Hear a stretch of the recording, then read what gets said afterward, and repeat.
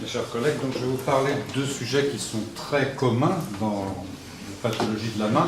Donc même si vous êtes chirurgien de la main adulte, vous aurez sûrement à voir des polydactylies et des clinodactylies. C'est pour ça que c'était important d'en parler aujourd'hui lors de cette session. Alors si on regarde les statistiques mondiales, et à gauche la statistique de Necker, vous voyez qu'il y a pratiquement les mêmes répartitions, les plus fréquentes étant en haut. À Necker, on a un peu plus de polydactylie que de syndactylie, et une raison sur laquelle je reviendrai tout à l'heure. Et les clinodactylies sont en 4e rang. Alors si on regarde dans la statistique américaine de Flatt, lui il avait un peu plus de syndactylie, mais surtout dans les polydactylies, il a plus de polydactylie préaxiale, c'est-à-dire du côté du pouce, duplication du pouce. Et nous on a un peu l'inverse, notamment en France et sur Paris. Il y a une raison aussi que je vais vous expliquer. La première chose, à l'époque, on n'est pas au temps d'Ambroise Paré en 1600, on disait que si on avait trop de doigts, c'est que le père avait un excès de semence. Alors je crois que maintenant on comprend un peu mieux ce qui se passe sur le plan des morphogènes qui interagissent lors de la formation de la main. C'est pour ça que je vais vous faire juste un petit rappel très court. En 1968, on s'est aperçu qu'il existait sur le bourgeon du membre supérieur une petite zone qu'on appelle la zone de polarisation, qui en fait va migrer de plus en plus distalement et se retrouver sur le bord ulnaire de la main. Et on s'est amusé à transplanter cette zone d'un embryon à l'autre sur la partie antérieure d'un bourgeon, et on obtenait ces mains très surprenantes, dites en miroir, avec une duplication du cubitus. C'est archi exceptionnel. Je commence vraiment par le plus exceptionnel. Je n'en ai vu que 4 cas, et traité 4 cas. Et vous voyez qu'il y a 2 cubitus et un nombre variable entre 6 et 8 doigts. Donc là, on pouvait relativement bien expliquer qu'on transposait une zone, mais on ne savait pas le morphogène. Et on a ensuite identifié un petit ligand, c'est une toute petite protéine qui s'appelle Sonic Hedgehog.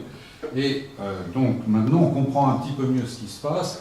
Et si on connaît le gène Sonic Hedgehog, et notamment une zone de régulation qui s'appelle la ZRS, on connaît maintenant des mutations, à la fois dans tous les vertébrés, mais également dans l'espèce humaine. Et on a à peu près 4 groupes de mutations bien connues, maintenant répertoriées, notamment des polydactylies préaxiales, des polydactylies postaxiales et des associations de polysyndactylie et de pouces triphalangiques. Alors donc maintenant, on sait par exemple que ce petit Sonic Hedgehog n'est en fait qu'un petit ligand, il va se fixer sur la membrane des cellules mésenchymateuses et entraîner toute une cascade que je ne vous fais pas, mais notamment l'effecteur de Sonic Hedgehog est un petit facteur de transcription qui s'appelle GLI3, qui lui va être activé par la présence de Sonic Hedgehog. Et ce qui est important aussi de bien comprendre, c'est que comme cette zone de polarisation est asymétrique, elle est sur le bord ulnaire, il va y avoir un gradient de diffusion de Sonic Hedgehog et de la partie activée de GLI3. Et c'est pour ça qu'on sait maintenant que Sonic Hedgehog est réellement responsable de l'identité des doigts. Si on a un 5e doigt et un pouce, c'est pas par hasard, et d'autres facteurs agissent sur la partie radiale du bourgeon du membre supérieur. Pourquoi je vous dis ça? C'est parce qu'on comprend mieux, on traite mieux en tout cas, lorsqu'on a bien compris ce qui se passe. Alors là, vous voyez que si on a aussi des mutants GLI3 chez la souris, on obtient des polydactylies également. Et vous voyez, on retrouve dans l'espèce humaine à peu près le même tableau. Ce n'est pas une main en miroir, parce que vous voyez bien que sur le côté gauche de la diapositive, il y a un radius et un ulna, mais il y a des polydactylies avec une perte d'identité des doigts. Donc on commence à mieux comprendre, mais ça reste des pathologies rares. Donc maintenant, on va passer réellement. Alors, vous voyez, aussi on peut avoir ces formes très surprenantes. Et n'importe quelle interruption de ce qu'on appelle la voie de signalisation de Sonic Hedgehog peut aboutir à cette perte d'identité et de nombre des doigts. Maintenant, le courant.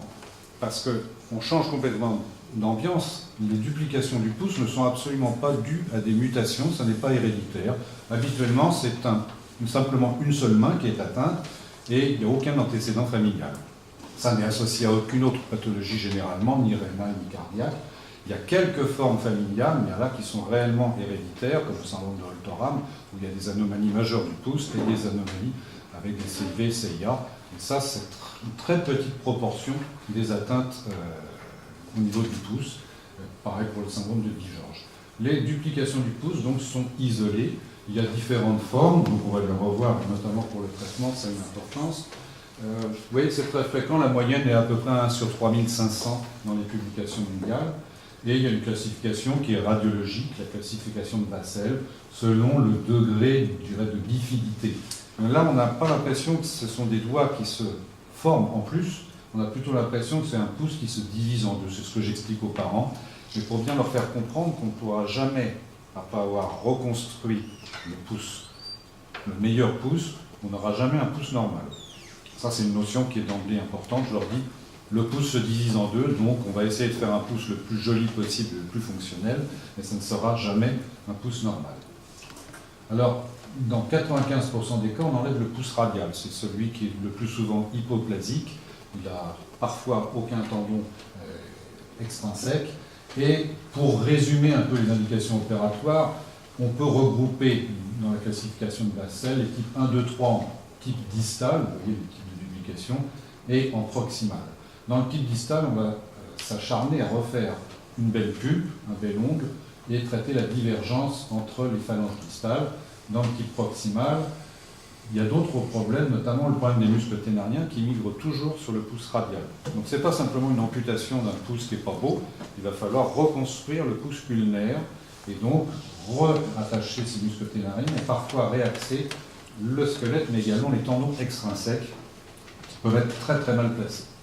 Alors voici le type d'incision qu'on peut faire sur les types distaux, le type 2 notamment, et donc on peut inciser autour de l'ongle, ensuite aller chercher la phalange distale radiale, l'enlever, mais bien garder ce ligament collatéral radial qui est ici, pour ensuite le réinsérer. Et dans certains cas où la divergence est trop forte, on peut associer une petite ostéotomie au niveau du col de P1 pour avoir ensuite un alignement parfait. L'idéal étant d'avoir traité tous les problèmes dans le même temps opératoire pour éviter un taux important de deuxième intervention, notamment dans la littérature mondiale. À un moment, il y a 30% de reprise de traitement après duplication du pouce, ce qui est quand même considérable. Donc il faut mieux tout faire parfaitement. Je vais citer l'intervention de Biot pour vous déconseiller de la faire. Ça consiste à enlever la moitié interne des 2 pouces et ensuite les rattacher. C'est joli sur les dessins. En pratique, c'est démoniaque à faire. Soi-disant, c'est pour avoir une pulpe un peu plus large. On risque un peu plus de raideur de l'interphalangienne et surtout des désynchronismes de croissance, car les cartilages de croissance ne sont jamais parfaitement au même niveau. Il y en a qui ne jurent que par ça, mais moi je vois les complications. C'est-à-dire que les parents viennent me voir en disant « regardez ce que ça a donné ». Donc, très prudent avec l'intervention de Biot, et c'est encore pire, alors vous verrez pour les types 4. Alors voilà un type 2 avec l'intervention de Kélikian, je vous avais montré, on enlève ce pouce radial et on peut obtenir à long terme un ongle tout à fait large, tout à fait acceptable, il n'y a pas besoin de faire une intervention si compliquée que le type. Alors pour la duplication proximale, le type 4 étant de loin le plus fréquent, il va falloir quand même avoir un bon galbe du pouce ulnaire, donc certains gardent avec raison la peau du pouce radial latéralement pour la réincarcérer dans le pouce ulnaire, la réintégrer. On va faire également la même reconstruction sur le ligament collatéral radial, et on enlève la facette surnuméraire sur la tête de la main, et on peut éventuellement faire une ostéotomie, et parfois une autre ostéotomie pour avoir un alignement complet. Mais même ça, ça n'est pas suffisant, on peut avoir encore des déviations avec la croissance dues à la luxation des tendons, car le tendon fléchisseur et extenseur, et surtout le fléchisseur, ont tendance à se mettre sur le côté, donc il faut savoir les retourner, sinon avec la croissance vous obtiendrez un pouce qui va se dévier. Alors donc, voilà des résultats, il y a des cas très simples. Lorsque le pouce ulnaire est droit, alors là, c'est facile, on réinsère les ténariens, on refait les ligaments collatéraux, et c'est très simple. Il y a des cas donc zigzag qui sont beaucoup plus compliqués. D'ailleurs, les bases de P1 peuvent être complètement fusionnées. La classification de Vassell n'est pas tout à fait complète, mais ce n'est pas très grave. Globalement, gardez un petit peu en esprit ces principes, et vous pourrez au moins bien expliquer aux parents ce qu'il faut faire. Et voilà. Après, on passe au polydactylie post-axiale. Alors là, par contre, très différent des duplications du pouce, c'est le plus souvent héréditaire. C'est pour ça que, ayant, vous verrez, beaucoup de patients d'origine antillaise et africaine à Paris, on a beaucoup plus de polydactylie post-axiale. Alors que, pour les Américains, ils voient plus de duplication du pouce. Ça biaise un tout petit peu les statistiques, c'est anecdotique. Le plus souvent, effectivement, c'est une petite anomalie génétique qui est dominante, parfois récessive. Vous voyez qu'il y a beaucoup de mutations, plus maintenant de 99 gènes ont été identifiés responsables de polydactylie. Mais c'est rarement ça. Ça, c'est vraiment exceptionnel d'avoir un doigt qui repart en arrière. On ne comprend pas très bien d'ailleurs par quel mécanisme embryonnaire ça s'est fait. Par contre, en 2010, on s'est aperçu que si on enlevait un tout petit morceau de cette partie qu'on appelle la crête apicale, qui est en fait ectodermique et qui entretient des relations avec la ZPA, qui est située ici, on pourrait s'attendre à ce qu'il y ait des doigts qui s'arrêtent, et au contraire, on a induction de rayons.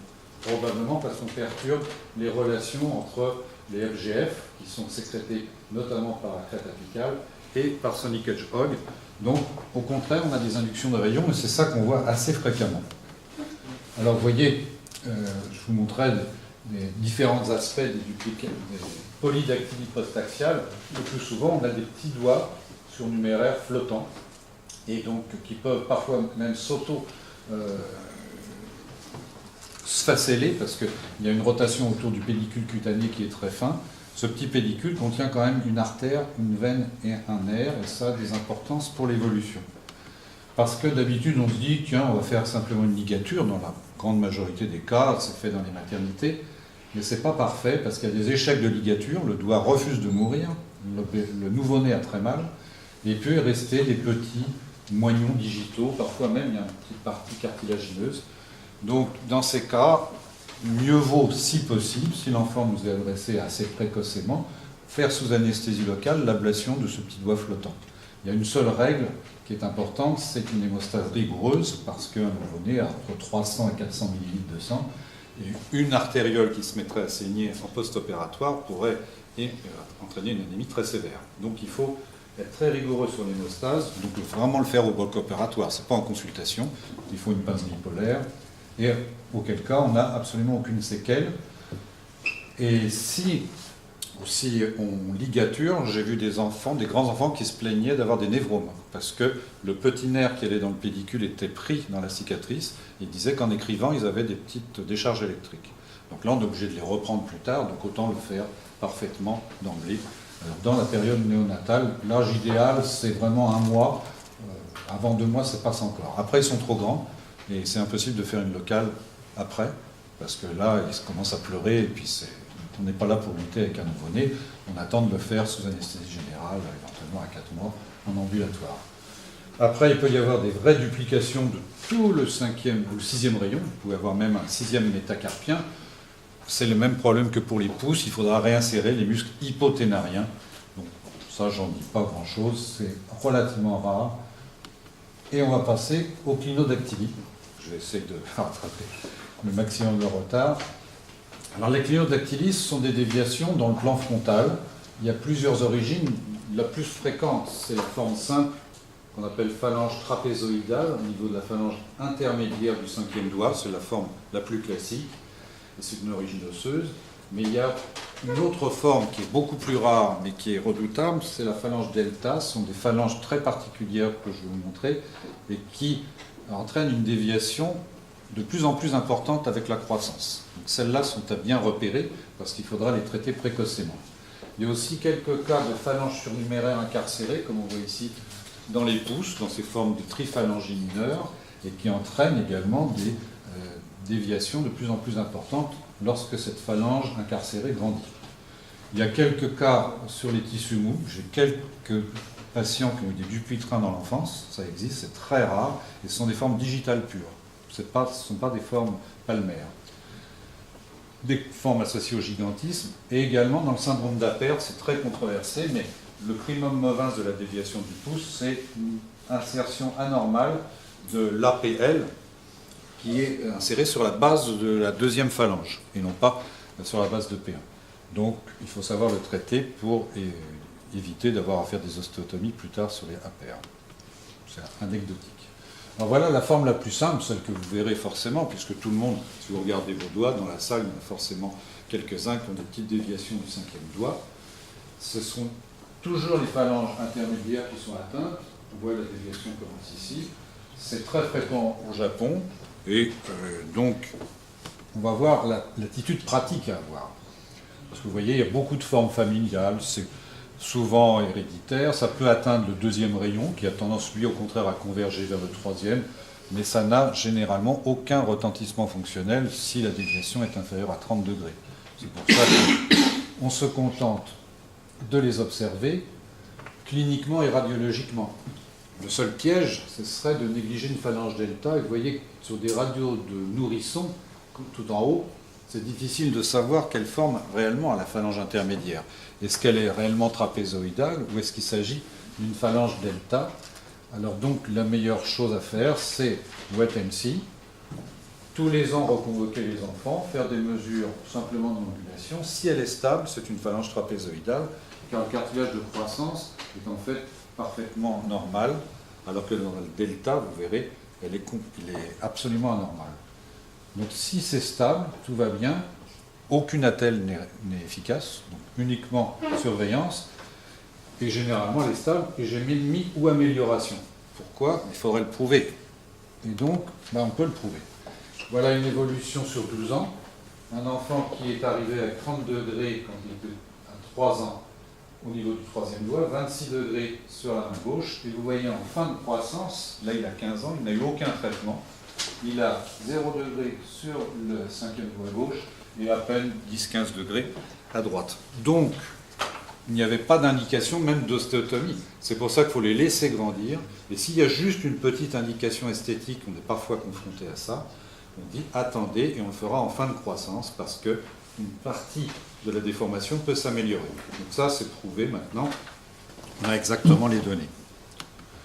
Ensuite, la phalange delta, elle est très différente. Heureusement, c'est très rare.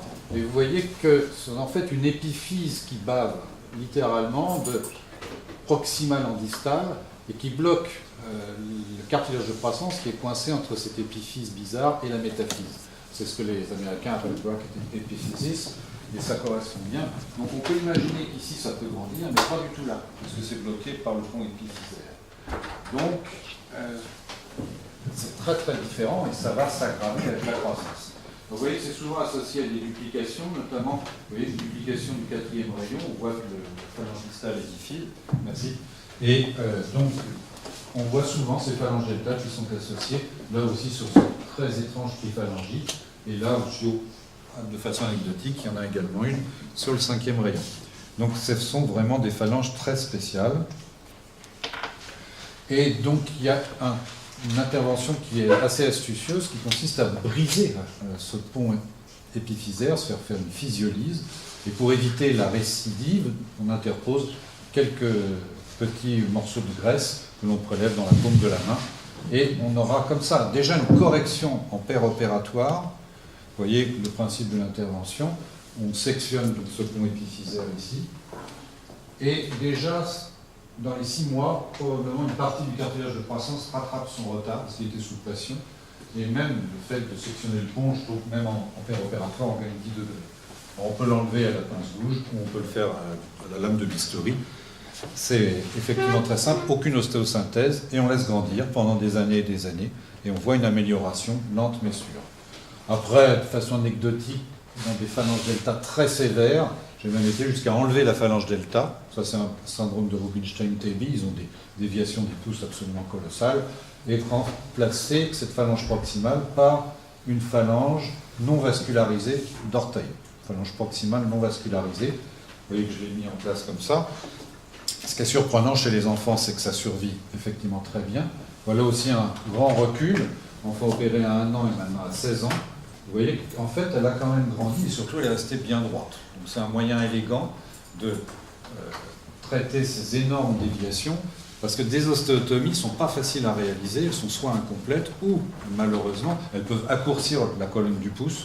Donc il vaut mieux éventuellement utiliser cet artifice en transférant cette phalange non vascularisée. Et vous voyez aussi la mobilité passive et active sur la métacarpophalangienne, c'est assez surprenant, et elle l'a gardée avec la croissance. Donc ça n'est possible évidemment que chez des enfants. Mais on a quand même une articulation qui est complètement reconstruite, non vascularisée, et qui pourtant fonctionne. Alors que l'interphalangienne ne fonctionne pas bien. Voici un autre cas sur un deuxième rayon. Juste pour montrer, j'avais fait la même chose. Et c'est un moyen très pratique de corriger les axes. Alors par contre, pour ces petites phalanges incarcérées, l'idéal c'est de les dépister le plus tôt possible. C'est pas toujours facile sur des radios effectivement d'enfants très jeunes, mais si on peut, on les enlève avant l'âge de 1 an. Et dans ce cas-là, il y a un bon remodelage de la tête de P1 et une bonne mobilité ensuite et stabilité, ce qui est très important. Et vous voyez encore un autre cas où c'était très difficile de l'avoir. On voyait qu'il y avait une déviation. Un bon examen maintenant, c'est l'échographie. Les échographes ont fait des bons progrès. Ça évite une IRM qui nécessite une ASI générale chez un nourrisson, c'est jamais très bon. Donc autant faire une bonne échographie. Ici, on voit la phalange incarcérée. On peut l'enlever très précocement. Vous voyez le résultat fonctionnel. Donc, en conclusion, il y a des indications précoces pour les phalanges incarcérées, pour les phalanges delta, l'intervention de Vickers. Le problème étant d'en faire le diagnostic, ce n'est pas du tout évident. Et il y a des indications d'ostéotomie, parfois pour retentissement fonctionnel, c'est assez rare finalement, ou pour demande esthétique. Il vaut mieux les faire le plus tard possible. Voilà, je vous remercie.